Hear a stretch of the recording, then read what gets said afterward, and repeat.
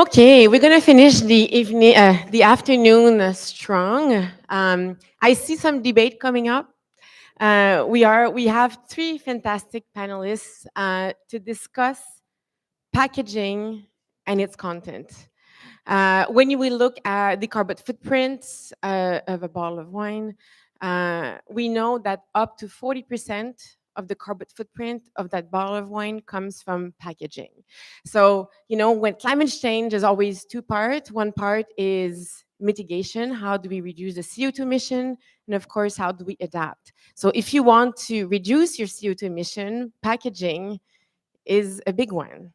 There's no reason in 2003 to use heavy bottles. Journalists out there, I invite you to consider that. My colleagues at Wine Align, they have a little balance in their office and they call it the wall of shame. So they actually weight the empty bottle, and if it's too heavy, they don't recommend it and they will talk about it, about the problem with the heavy weight. So you have a responsibility to communicate. There's no reason, if you can, if you lift that bottle and you can make some weight with it, it's good for weight but not to drink. Okay. So it's easy to say, but along the way, when you're trying to choose the best packaging and alternative, when you consider alternative packaging, there's a lot of dilemmas that come with it. Is that bottle recyclable? Is it recycled in that market? As a producer, when you export, there are different rules in different cities and different markets. Um, and then you might have a product that has less CO2 emission. The product is recyclable, but the city doesn't recycle it. So lots of dilemmas to go with it. And then from that, and I think it's a nice continuation to the certification discussion we just had, you have a content. So as a buyer or as an importer, are you going to favor a product that has low carbon emission from the packaging side of you, but when you look at the content, the product was not made with sustainable practices, your employees were not paid adequately. We always get excited, maybe to recommend a Pinot Grigio at $8 on the market, but my question with this is, was that wine made sustainably all the way? So there's a lot of dilemmas that we'll tackle, and I really wanted to have the perspective of three completely, people who have completely different perspective and challenges, and I'm truly hoping that after hearing them, we'll have a discussion and come with some solution. So with me, I have Christian-Marie Pilon, Director of Social Responsibility at the SAQ. So welcome, really important role, but not an easy role, but it comes with a lot of dilemmas. We'll talk about that. We have David Pendon, Senior Strategic Analyst at Oenopole. Actually, David comes from a sustainable background before he started to work at Oenopole, and he'll talk more about the side of the producers. He's doing the liaison between the producer and the SAQ, so the dilemmas that comes with it. And finally, we have Jason Haas from Tablas Creek, premium winery in California. We'll have some really interesting discussion because even though the wines are premium, he has had the courage to put some of his wines in alternative packaging, bag and box, and the response was astonishing, especially knowing that most of his consumer are not millennials, actually. So even older people were willing to try alternative packaging. So Christian, I will open with you. Can you talk to us about what specifically the SAQ is doing to reduce the carbon footprint? I know you've done a lot already in terms of packaging, but also give us a little bit of perspective as a buyer when you're choosing a product, what you're considering in terms of content, sustainable content. Thanks, Michelle. Thanks. It's a pleasure to be here. I'm very grateful. We're doing a lot. We launched recently our new sustainability plan at SAQ, in which one we have a lot of initiatives. So if you want to take a look, it's available on our website. So I will do my text, and you will see inside we have a couple of really nice initiatives. So a couple of years ago, yeah, a little bit, okay. We did our first greenhouse gas inventory at SIQ. We found really interesting facts. Our direct emission, which come from our fleet and our building, accounts for 4%. It's very common in the retail sector. So 96% are coming from indirect emissions, so a sphere that we can influence. In this 96%, we have packaging, 57%, production of wine, spirit, and other alcohol, 24%, transportation, 14%, and the other category, it's less material for us. So you can easily imagine that if we want to decrease our greenhouse gas, we must have two main areas of focus. I think it's clear.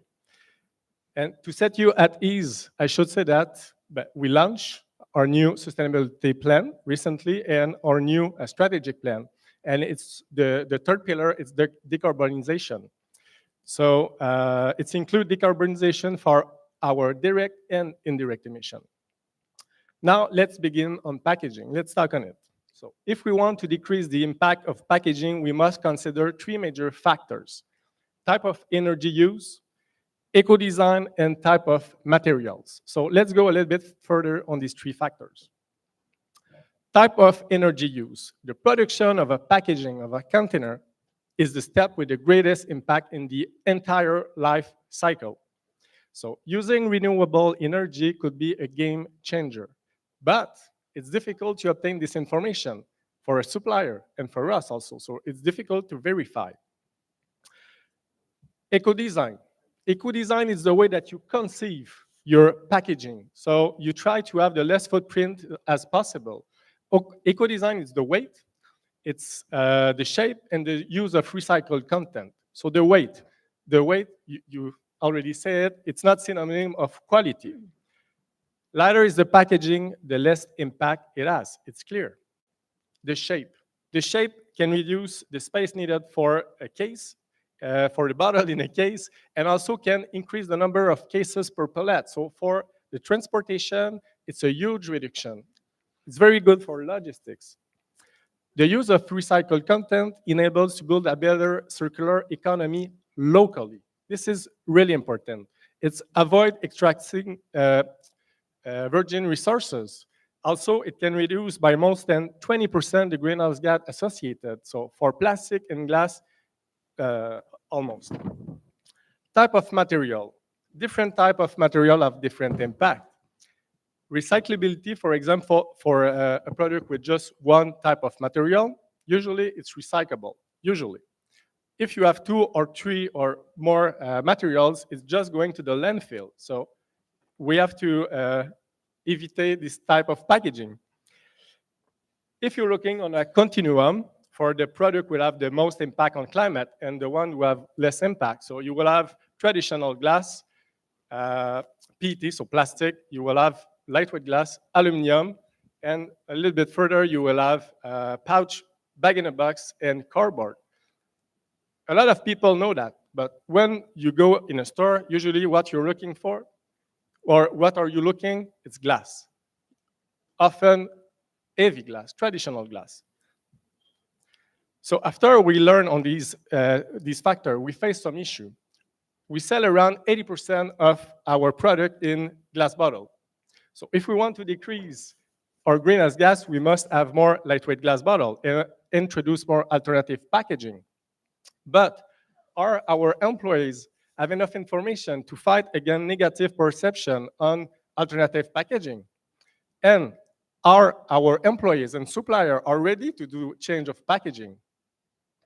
The other thing, currently the plastic of a pouch and a bag-in-a-box are not recyclable in Quebec. With the evolution of the DipWSET system and the curbside collecting system, both, by the way, will be in an extended producer responsibility model. So the person who commercializes the product will have the responsibility of their product. So if it's not possible to attain the regulated objective, you will face an issue. So we have to find a solution for for bag-in-a-box and pouch. So to face this issue, we decide to improve our knowledge on packaging and communicate more on this topic, first thing. So in the last year, we exchanged with a lot of organizations in the field, from packaging producer, recycler, conditioner, to have a better understanding of their business, their issue, and how can we play a role of influence. We also communicate more to our employees to take on the advantage of alternative packaging. The second thing, we want to continue to influence our supplier. So we began introducing lightweight glass bottle 10 years ago now, with the product, with the wine under $16. Now we're selling 75% of our wine in lightweight glass bottle. This reduction, Jacques said it this morning, sorry, Jacques, it allows us to reduce by 6,000 tons per year. So it's good for the planet, it's good also for our employees. So it's help for health and safety. Furthermore, we want to accelerate the pace of change in our industry for more sustainable product. And to do that, we need to define similar standards around the world. So now, production of wine and spirits. Many things can influence emission at a winery or distillery. So mainly the type of agricultural practices, fertilizer, transportation, etc. So it could be very interesting to have more specific data for a supplier to obtain more information about its production of alcohol, of its climate impact. But who is able to complete all the information required for an exhaustive inventory? Are the small supplier are able to do this? It costs a lot of resources, financial and also in human. Notwithstanding, other things are also really important to consider for agriculture: respect of water, preservation of soil, biodiversity, air quality. So we must encourage producers which have the best practices. And for a retailer, a simple and effective way to do that is through certification. Certification is an engagement, it's a process. So, and we can have approved by a third party. So for us, it's really interesting. However, certification have their own limits. We mentioned it in the panel before, so it could be costly for a domain. Not all the customers. Couples are really ready to pay a little bit more, but some doesn't want. In the past year, with climate change, with deconsumption in some region of alcohol, with extreme weather, some just stopped the conversion. It was too costly. And there's a lot of certification, maybe too much, I don't know. But it's difficult to compare them, and sometimes it's difficult for a customer to know which one is better. Still, identification of product issue from responsible production is very important. It helps customers to do better choice. It's also introduce a discussion with the customer and the people in the store. So for us, it's very important. We began identify product with organic certification a long time ago. It's working very well. A lot of customers searching this type of product: organic, biodynamic, natural wine. So with this certification, we're able to have a good discussion and to exchange with customer. So the next step will be to have more responsible product as a whole, packaging and sustainability practices. Finally, alcohol production and packaging facing similar challenges. So it's currently difficult to gather and compile different information by supplier. So for us to make a package in sustainable way. So as a large monopoly, large importer of wine and spirit, we can certainly work with supplier to have more responsible practices. Then, as a retailer, we have a job to do, a job to inform our employee for the most responsible packaging and practices, and also guide our customer to make better choices. So this is a global challenge, requires global solutions, and the key here is working together with all the actors in the value chain. Thanks. Thank you. That's a great start. Thank you. Not easy. David, you work for Oenopole. It's an agent, importer in Quebec, and so you work very closely with producers And sometimes what the SIQ demands and the reality of the producer is a bit different, even though they're doing what the SIQ is looking for, but there's kind of a loss in translation in the middle. Can you maybe share with us your perspective and the challenges and perhaps the solution around it? That's maybe I don't know, I may not have the solution, but I'll tell my story. So thank you for the soapbox to give us the opportunity to speak. So the perspective I'll be sharing is that of an agent in the current commercial reality of the SAQ. Yeah. Reality of the SAQ. First, I'm going to go over the opportunity that I see for the market. Secondly, I'm going to go over what I'm seeing as an agent. Fourth, I'm going to go over third, what I've seen over the last 4 years and where we go from here. So at Oenopole, we represent 120 artisanal vignerons who work their land and vinify their wines. These vignerons produce 400 wines that we commercialize through the SAQ retail network. By volume, 2/3 of the wines that we work are certified eco-responsible. So when the certifications identified by the SAQ are recognized by the SAQ, so organic and biodynamic. So understandably, we have a lot of skin in the game when it comes to the success of these wines. We were alluding to the other third, which, you know, when I leave that out there, the 2/3, that's kind of the, that was alluded in the previous panel, where it's producers who do not, by decision or will not, certify their wines. Right? There's a myriad, that's a whole other discussion. But so I do see the SAQ as having a leadership opportunity in the global climate crisis, and that is to take a leadership role in the sales of eco-responsible wines. Currently, 1 out of 9 bottles sold at the SAQ is eco-responsible. And as of November 2023, in the Sustainability Action Plan, a goal was set out, and that is to grow the market, grow the segment with 13% growth from 2022 to 2023, 2% every year for the next 5 years. So this would bring it to 15, 17, 19, 21% by 2028. And projecting this out, this would bring to roughly 1 out of 5 bottles, so 20% of the entire wine market. And this is an admirable goal, growing from 1 out of 5 to 1 out of 9 bottles to 1 out of 5 bottles over 5 years. However, this is unfortunately not happening. We're in the first out of 5 years, so I'm comfortable discussing the outcome as we're in the fourth quarter. And the growth that we're seeing, rather than 15%, is 3% of eco-responsible wines. And so what's happening?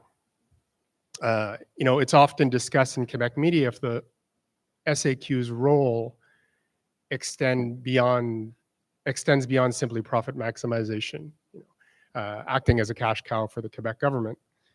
And unfortunately, from my perspective on sales, it has been limited to that. Over the last 2 years, what has changed is that the SAQ has heavily rolled out a loyalty points program. Barry alluded to this, where, you know, promotion takes over where eco-certification ends. It supersedes, promotion will supersede eco-certification. And so the growth that we're seeing is 3%, which is roughly market. So it's business as usual. And so what am I seeing? The end consumer is bombarded with points offers, and this is the primary vector of communication for the SAQ. So it's become the primary decision criteria, not the contents of the bottle, not how it's produced, and nor the environmental or social impact. And secondly, the store layout, which is a powerful lever, is dedicated. The majority of the square footage is dedicated to promoted wines, so wines that have a discount attributed to it. And this is further incentivized in the network with network management, who are incentivized by these terms. So why does this matter? the monetizing of consumers' attention, shelf space, and floor space comes with it an incredibly high cost. And with high promotional investment as a qualifier to do business, the business model favored is, unfortunately, profit maximizing industrial producers. And industrial producers, when we think of their resource utilization, would require 2 Earths to accommodate their appetite for resources by 2050. And we have to remember from a production standpoint on the last slide, 25% of an SAQ wine bottle's greenhouse gas footprint is attributable to production. And we can look at the grower champagne, I'll call it a revolution, which a few generations ago focused on soil health and biodiversity, towards a renaissance in champagne in winemaking and soil health. And now the larger négoce houses are following suit and all of a sudden, are showing up to the party. Artisanal wines are also integral parts of local communities, generating long-term economic value, which stays in the region. And finally, from my experience, artisanal producers are beacons of taste. It's only this category of wines that are able to express singularity and evoke emotion. So coming back to the Quebec market, eco-responsible wines and authentic wines of place are simply being crowded out of the market. In the last 2 years, the product landscape is very bleak in this high volume, low priced race. And the highest selling bottle on SAQ shelves in a 750 milliliter format is an $8 red from Moldova. So this is in stark contrast to the first 2 years of the pandemic, 2020 and 2021, where eco-responsible wines saw 2 consecutive years of growth at 26%. I know some people who are working from home in this period were thinking that when the market was 6%. So you had a huge delta between eco-responsible wines, and the market responded. And so when I see a growth curve from 26, 13, and 3, this signals to me that there is tremendous unsatisfied consumer demand. The wines are simply not available for the end consumer. They're not able to find, and they're not in quantities on store shelves. So, how can the SAQ become a leader in selling responsible wines? I see this coming alive in 4 parts, which are all related. The first, as we've alluded in the previous panel, this is tremendously complex. We need a simple story. I think with the SAQ as having one of the most complete libraries of wine in the world, is to take a stance which it views as sustainable and which and promote these wines. Have them in its own section. Second would be to take this information, collaborate with one of the world's leading communities of taste, which is Quebec's. Our wine writers, our sommeliers, our agents, our end consumers, our restaurateurs, to determine, what moves the market, what will people respond to. Third, elevate sustainable practices as the key decision criteria, the primary vector of communication. I can envision a future where you would go in and front and center the spaces dedicated to sustainable wines, because that is the right path forward. Last is to make sure that they're available in quantity to satisfy the aggressive goals that we set out. So the way I see it is, in the same way that we had this industry leadership with the lightweight glass that rippled throughout other markets, can we have eco-responsible sales leadership from the SAQ?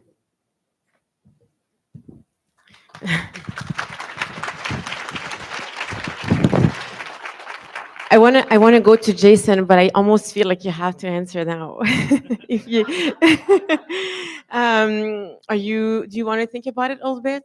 Do you want to think about it a little bit, or you want to answer David right now? I think it's a complex Mm-hmm. question or Right. answer, maybe. Yes. I'm working at SAQ since 23 years. I was at the sales department before we introduced organic wine. I think it's 2008. And at the moment, it wasn't very popular. It was in a section, and we tried to guide customer in this section. It was, we tried Tetra Pak in 2010, I think, if I remember well, in plastic.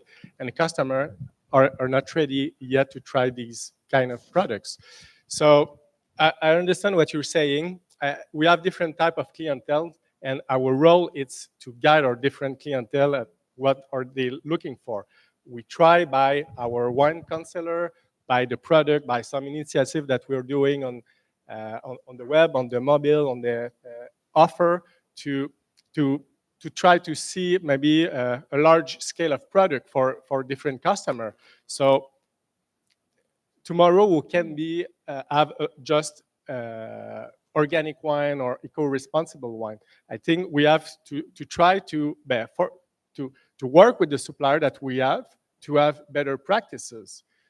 How they can grow, how they can maybe lightweight their bottles. So we have a work to do with the supplier that we have.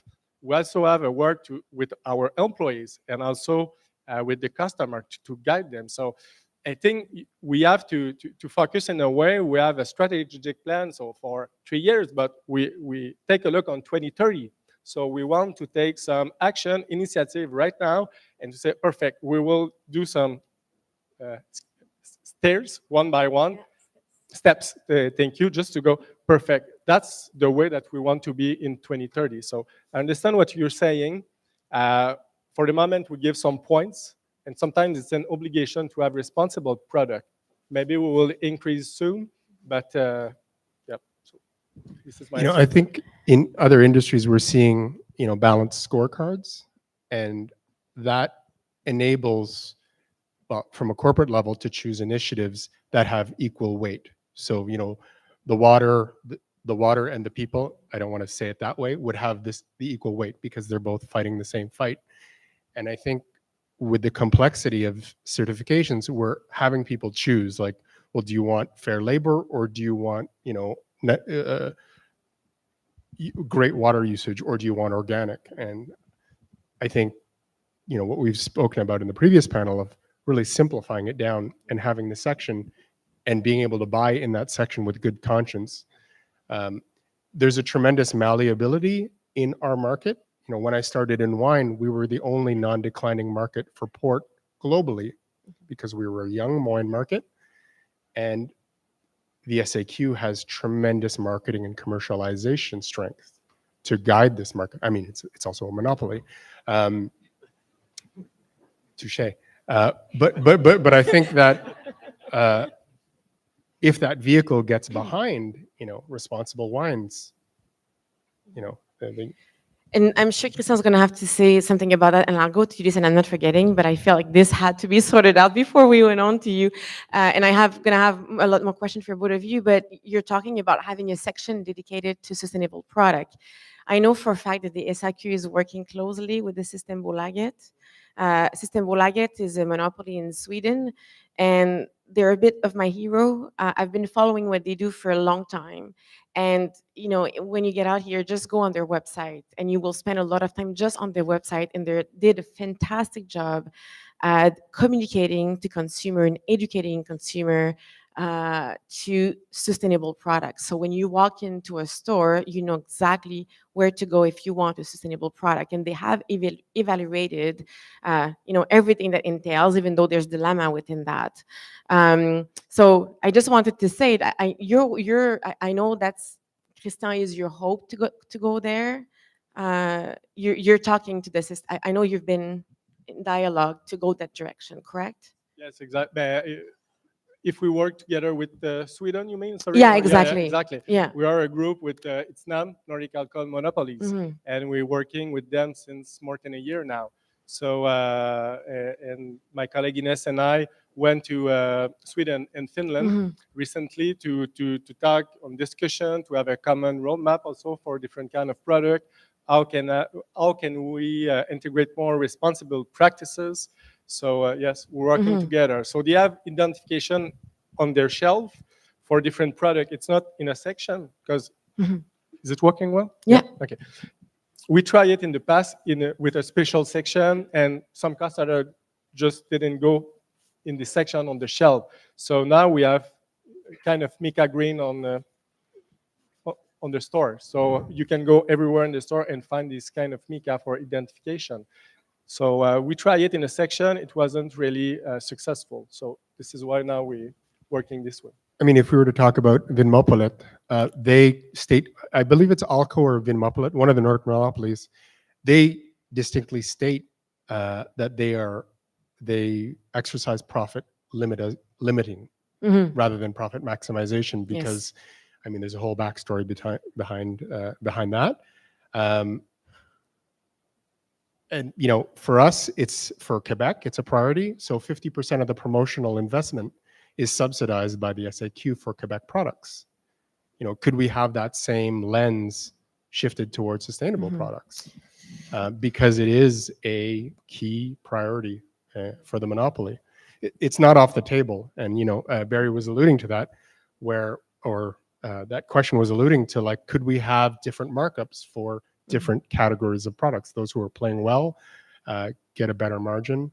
Those who are not. I'm going to come back to two of you. I just want to go to Jason and include him in the discussion. Hi, everyone. So, Jason, I'm so thrilled that you're here because I've also been following what you've done, what you're doing for a while, and you're known to make premium wine, and it's a bit of the same situation right now. If we compare it to cars, we know that electric cars is not the end result, that there's going to be something better at the end. But in the meantime, we're in transition. So we have the fuel, you know, the car with fuel, and now we know that electric has its own problem, but what do we do while we're waiting for the perfect situation? And I see bag in the box a little bit like that. You have put some of your wine in bag in box, and the pouch inside is recyclable. The problem is the cities don't recycle it. So I just want you to share, I know you've done a lot of research on that, your research, your experiment, and the response with your consumer. Right. Thanks, Michelle. So the main focus of what I'm going to talk about is this case study and our project where we launched a small production high-end bag-in-box a couple of years ago, and we're really quite surprised and impressed by the outcome. But I do want to say up front that while we have really focused on packaging over the last couple of years, our focus on environmental things goes back a lot farther than that. We've been organic since our inception. We've been biodynamic since 2010. We're the first winery in the world to get the new regenerative organic certification in 2020. We're 100% solar powered. We're largely dry farmed. We reduced our water use by 80%. All those sorts of things. And I think there's sometimes the idea that a focus on packaging means you aren't focusing in other places. And I think it's incumbent upon all of us to not think of these things as either or. We can be pushing in a whole bunch of different directions simultaneously. And I think it's important that we do so. So with that as the kind of quick intro, I'm gonna run you through how we came about to make a $95 box of wine. So I started out a couple of summers ago by using the tools that were publicly available through the California Sustainable Wine Growing Alliance to do a carbon footprint self-audit. This is a chart that was in a study that the CSWA published back in 2010, which basically broke down the average carbon footprint of California wine. And it probably shouldn't have been surprising, but I was really blown away by the extent to which packaging and transport, which is packaging dependent, or at least packaging influenced, dominated this chart. Because we have really done what we can to eliminate a lot of those inputs in the vineyard and in the winery. We don't use any synthetic chemicals. We're 100% solar powered. So we had basically, we had addressed things where we could address them there. And we did move to lightweight glass in 2010 out of this belief that it was inconsistent with the rest of who we were. But we hadn't thought of it specifically in terms of carbon footprint. In the blog that I wrote announcing this, I included this chart that again was in that California Sustainable Wine Growing Alliance summary, which showed the carbon footprint from a simple change in package. So typical glass bottle on the left, heavy glass bottle, second from left, lightweight glass bottle, third from left. And because I didn't want to remake this chart, I left the right-hand column, which was bag-in-box, even though we didn't make a bag-in-box, and at the time I wasn't really considering it. And my point was just that we had moved to lightweight glass and we were saving 10%, and had we been using heavy glass, it would have been an even bigger savings.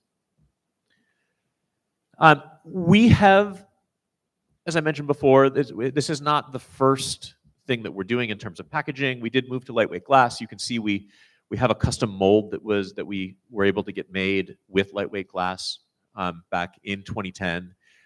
We also have been packaging about 20% of what we sell wholesale in reusable stainless steel kegs for restaurants and wine bars to pour by the glass. That's a zero waste package, which I think is honestly one of the best possible outcomes. But when I posted it, I got a comment from a friend, a wine blogger, who basically took me to task for having dismissed the possibility of doing bag-in-box in a sentence in my blog as something that carried the kind of the reputation of grocery store generic. And his comment was basically, if wineries like you don't try to chip away at people's preconceptions, who's going to?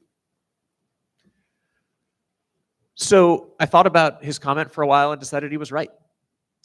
And we decided the next spring to do a small experiment with not a lot. We basically reallocated 100 cases of one of our rosés into boxes. We made 324 boxes.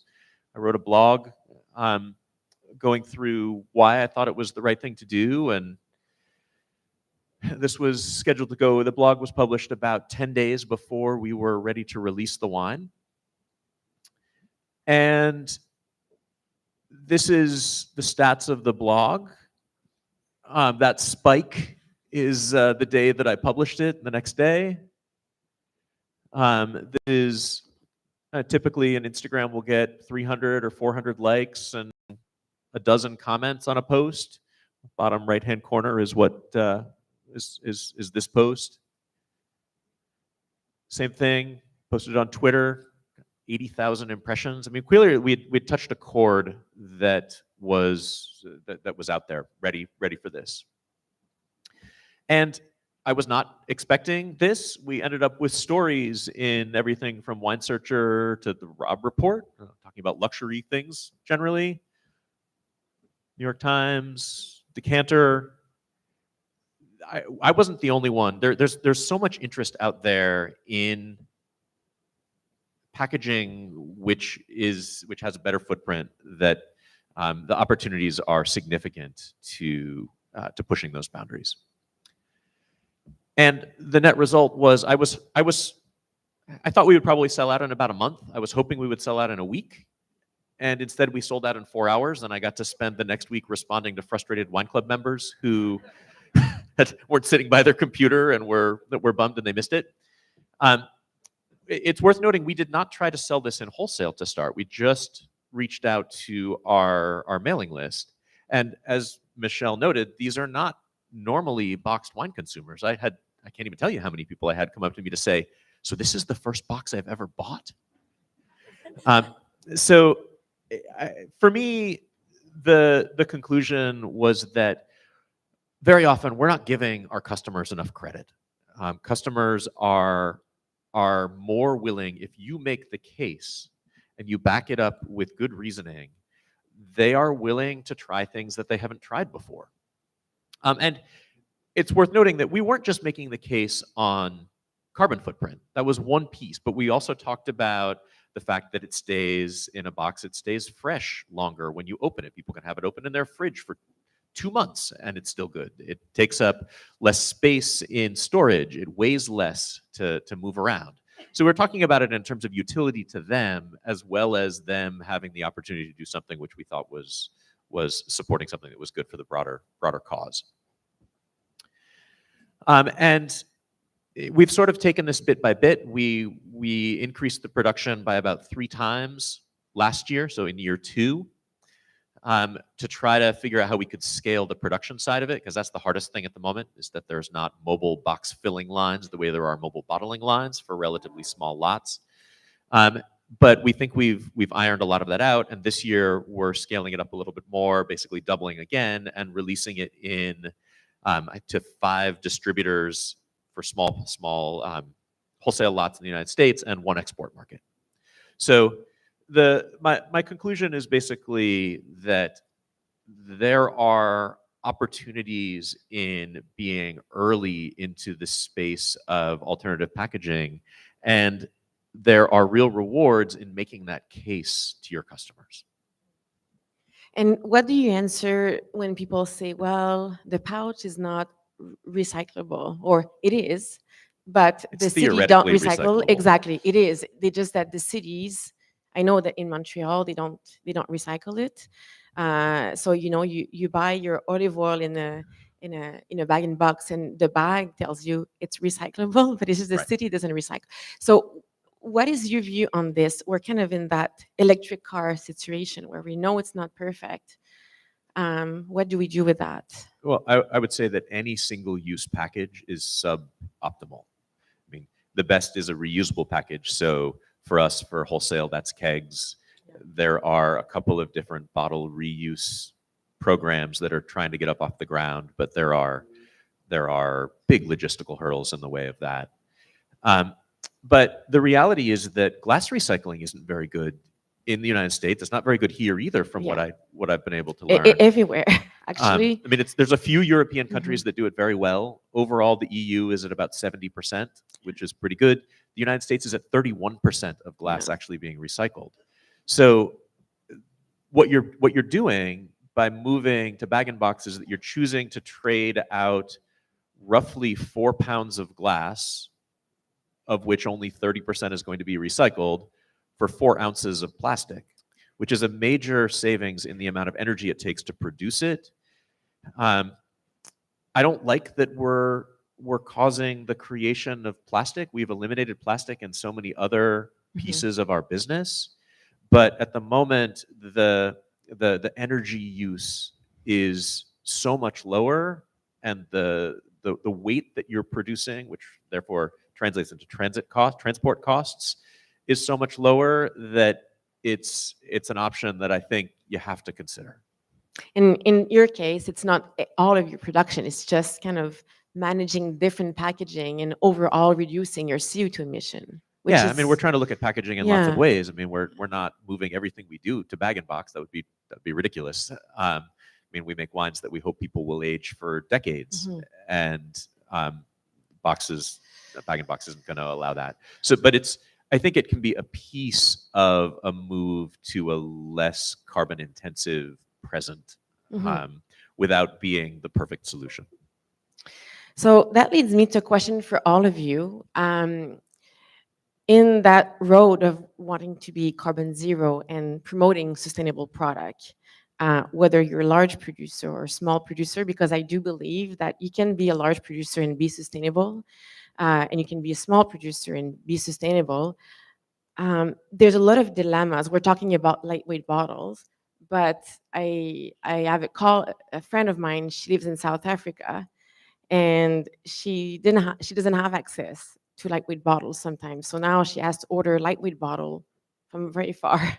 Then the light bottle comes to where she lives and then gets shipped here.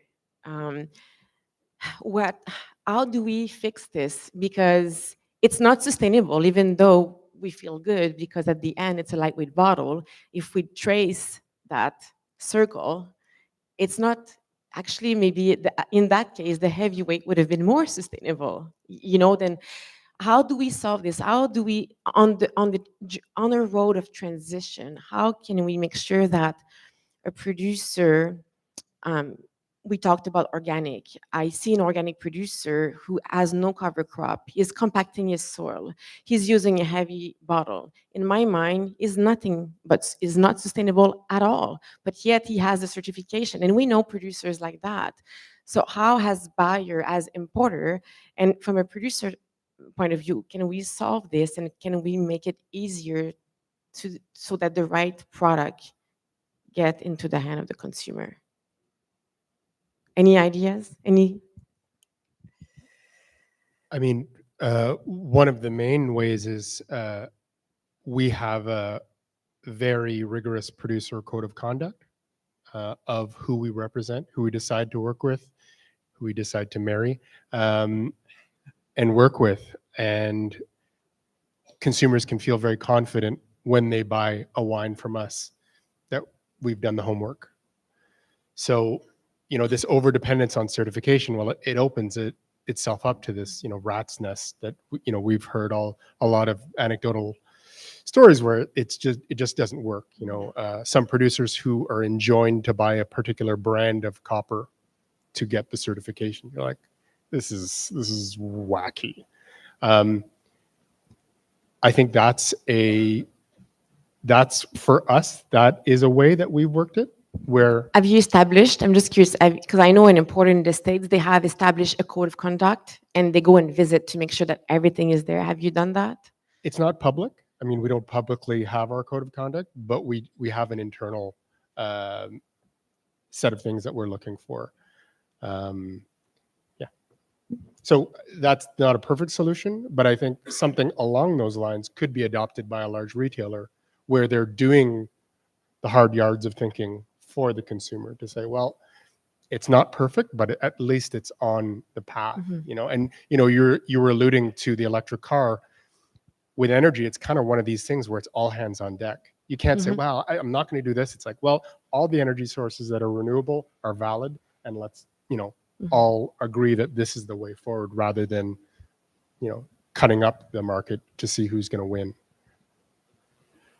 Jason? I really do think that large retailers have an incredibly powerful role that they can play, and have played. I don't want to cast this as though they're not. I mean, you think of the amount of movement that we've seen in lightweighting glass because of the decisions of monopolies like SAQ. It's been so much faster than it would have been otherwise. And I mean, I know we work with the Wine Society, the private, it's big retailer, private club in the UK, and they do have a producer code of conduct that you have to essentially fill out and document that you are doing things in the right way before they'll represent your wines. And they have so much market power that I'm sure that they're, I mean, for us, like, we're like, oh, good, they're asking for all the things we already do. But I'm sure that they are moving the needle on things. And I think that's it's going to continue to be a really powerful driver. And one note, the problem is oftentimes these scorecards are developed by a bunch of MBAs. Speaking, and one of the things that we work on is do we have international varieties? We don't, and is it protecting viticultural heritage that exists, that matters? I think in our industry we have to believe and know that small incremental changes by artisans are really the leading edge. Elon Musk is not going to drop out of the sky and save us in this battle. And having this techno focus and large industry focus, that's not, for me, that's not the way forward. You're going back to the first conference of the day of Yves-Marie of degrowth. Yeah, Christian, I think you want to respond to that. Yeah, maybe one thing to say, in my presentation, I talk about similar standard around the world. A couple of weeks ago, we see SWR launch an agreement for wine under 400. Sustainable roundtable, and Tom, he's here, is going to be on the panel tomorrow. So bit he's closer. referring to Sustainable Roundtable. So Yeah. we'll see Tom on the panel tomorrow. Sorry. So I think if we are able to define similar standard around jurisdiction, for sure it will help. So the people, example, your friend on South Africa, uh, for the moment, there are almost 3 big glass manufacturers in the world. And we know that they are able to produce, example, in Australia, some bottles at 400 grams, but they say, oh, I'm not able at this place. Why? So if we're able to define similar standard, it will be easier for supplier, but it will be also easier for all of us. We have to influence the value chain. So, I agree. I think it's at the beginning, it's going to be awkward and it's not going to be perfect. But you're right. If we all come together, that glass producer is going to have to do it. It's going to force them because that's what people are asking. So we have to, I agree with you. I could go on. I wrote about 10 things I wanted to discuss, but I look at the time and we're going to have some wine to taste and I want to take some questions. Before we take the question, I want to thank you for your openness. That I knew of all the panel we put together, that was going to be the most tricky, because you come from, different backgrounds, and we're in that situation. We're trying to work together, but it's not always easy. But this very panel, it's why I created Tasting Climate Change. We need to have those uncomfortable discussion. It's not comfortable to move forward sometimes, but we need to talk about it. So I want to thank the 3 of you before I go to take the questions for your openness and being here. Thank you so much.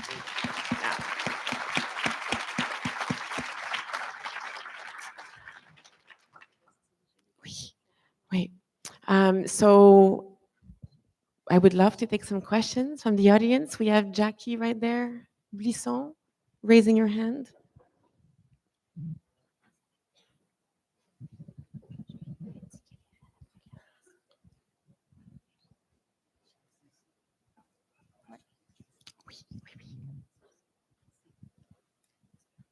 I don't want to make this too Quebec focused, but we're talking a lot about lightweight glass and how important it is to bring down that aspect altogether. But we, as a province, have a horrendous track record for all of that glass ending up in landfill. As a monopoly, as a government agency, it's been 3 years of pushbacks on having bottle deposits and having consignment and actually properly recycling all of this glass. So yes, we're lightweighting it, but when are we really going to concretely, how in your action plan to 2040, how important is that aspect of actually getting that glass recycled? Yeah, tomorrow we'll talk about this on a panel, but we're working very hard since a year now. We have AQRCB. It's the new organism responsible of the modernization, evolution of the deposit system. We're working very close with them, with a couple of big industry to put the things in place for 2025. So it's coming. We had the first step with all aluminum cans. Cardboard, milk, and glass. It's coming in 2025. So it's supposed to be in March. I would say that a lot of work to do to be ready, but we work very close with the organism. Any other questions? Yes. Sorry, can you hear me? All right, just wanted to know the wines that you sold, the 3-liter boxes, were they mostly all sold to your wine club members? And if so, what do you think would have been the reaction of people that don't know your brand? Yes, they were sold to people who were on our mailing list, so not all necessarily in our wine club, but yes, all people who knew the brand and who we had the opportunity to explain why we were doing this. To answer the second half of the question, it seems like there is plenty of interest out there based on the press that the decision resulted, but we'll find out. We are putting this year's wine into box next week and sending it out into wholesale. we're working very deliberately with the wholesalers, giving them direction as to the kinds of places we want to see the boxes. We don't want it to be on a shelf where there's nobody there talking about it, and the next most expensive box is $35. Does not seem like a recipe for success. We have been talking to the wholesalers and saying we want it shown in independent retail, where the retailers are there talking about their choices, and then in smaller amounts to a handful of restaurants who don't have keg systems who want to use it to pour by the glass.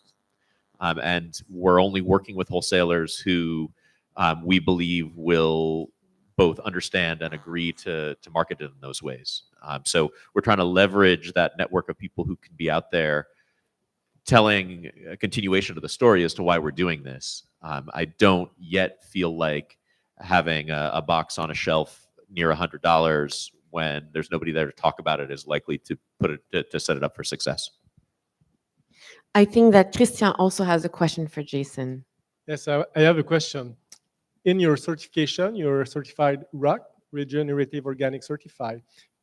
You have a social side inside the certification, and I want maybe to hear you to talk about this side, because in Canada we have a new regulation from the beginning of the year to fight against child labor and forced labor, and you have something really interesting, I think, to share. Yeah. Yeah, for sure. And I know that there will be a discussion about regenerative organic tomorrow.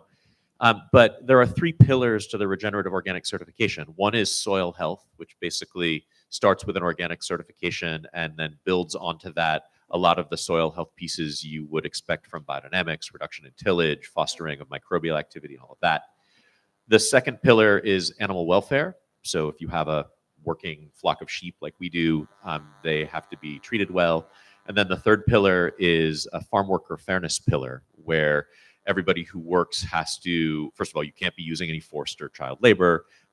Everyone who steps onto the farm has to be trained on their rights as a farm worker. You have to set up systems where if there are issues, they can be reported.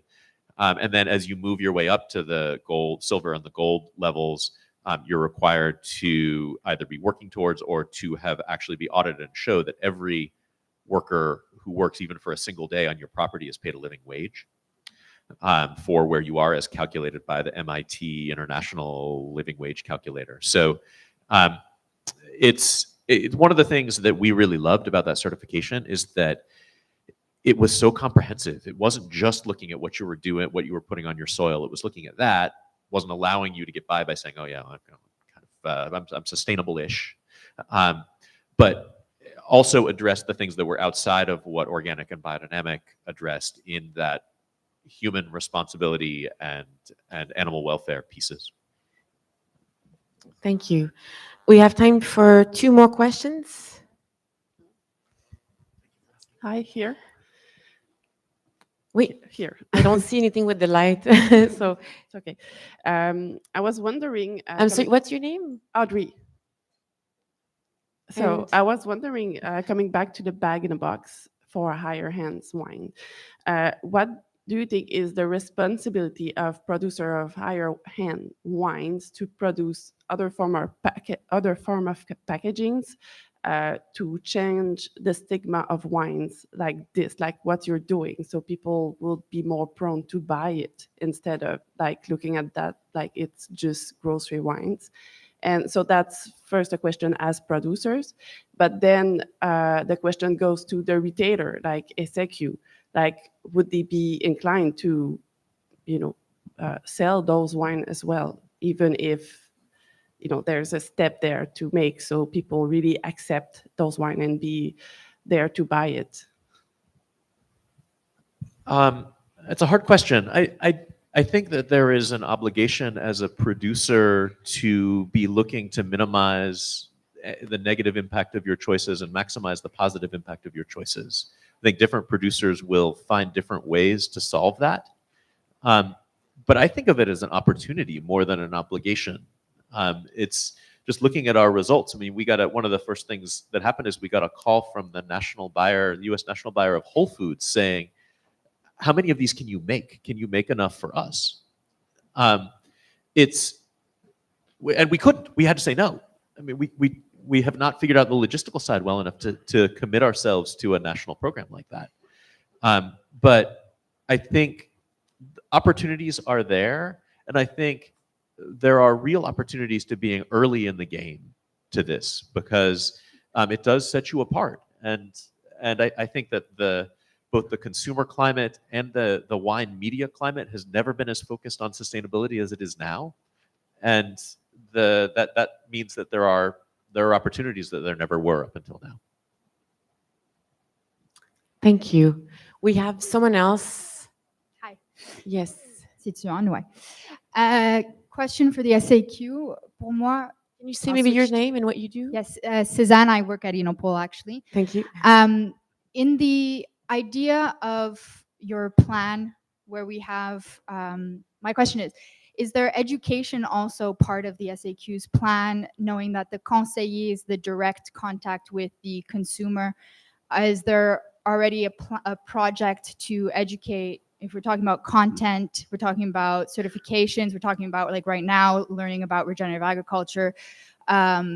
Is there a part of the plan that is based on education of employees so that they, on their end, could then educate the consumer directly? Because I see that as a super, being a monopoly, having educational programs that are already part of the system. I feel like that's a very low-hanging fruit that could really maximize the outreach. We have different type of information for our employees. Recently, Michel came to talk with, for example, to our wine counselor to talk about packaging and the benefits of different packaging. And I just want to say that it was amazing. I think they planned for 30 people, 150 people showed up. It was amazing. Yeah. Yes. So for the moment, I think our focus will be on packaging. But I work in store, like I said previously, and a lot of our employees are aware, and they know a lot of information of wine. I think it's the role also of the agency to come in store and to talk about the history of the product, to hear a lot of story and to say, okay, perfect, it's a great story, so I will tell it to the customer. So yes, we want to form and develop our employee as ambassador, but the role of an agency of representation, for me, it's crucial, it's vital. So you have a proximity with a supplier that sometimes we don't have. So for say you have the chance to expose to our employee also the story, the knowledge that you have. So I think it's a big plus. Yeah. Thank you. And I think I'm going to take one last question. I see someone with two hands. Hello. Ray? Hi, Ray O'Connor. I'm Irish, UK-based consultant. But to answer your question, Audrey, I think it was it Audrey? Yeah.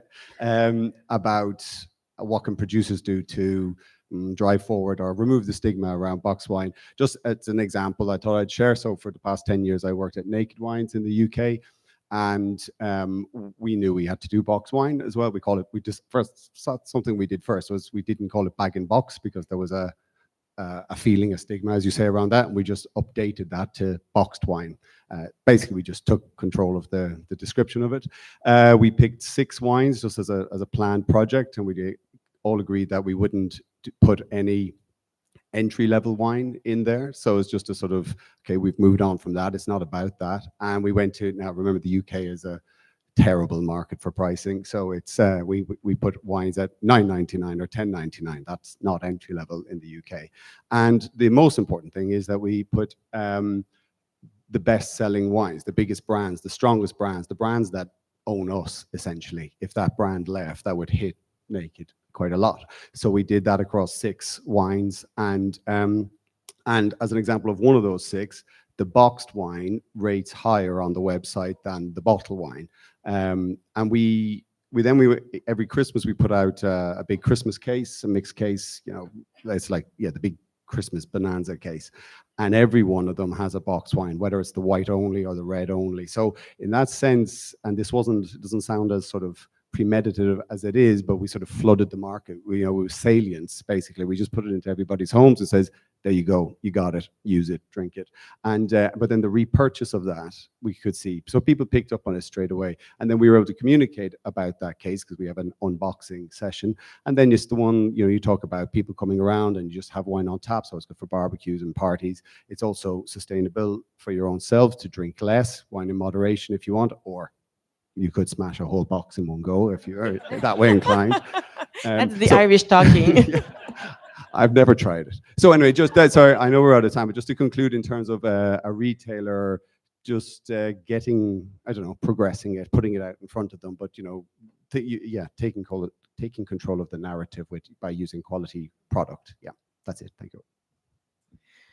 Thank you so much. I'm afraid we could talk about this topic. It's a very, there's a lot more to say, but I hope that with those fantastic speakers we had, Christian, David, and Jason, that you got something from it. And we are going to go back in the 2 rooms that you had lunch, and there's different wines. So every time we go back to that room during lunch and at the end of the day, it's always different wines on a theme that is on your program. So we have 22 tables waiting for you to have a glass of wine and debrief about your day with your colleagues. I want to thank you. The room is still full. I know it's a long day. There's a lot of information. I just want to remind you that we will send you the link with all of those presentations. You will be able to rewatch if you want. So we'll send that to you on Wednesday. Thank you for being there until the end, and we will see you tomorrow. Thank you. Thank you.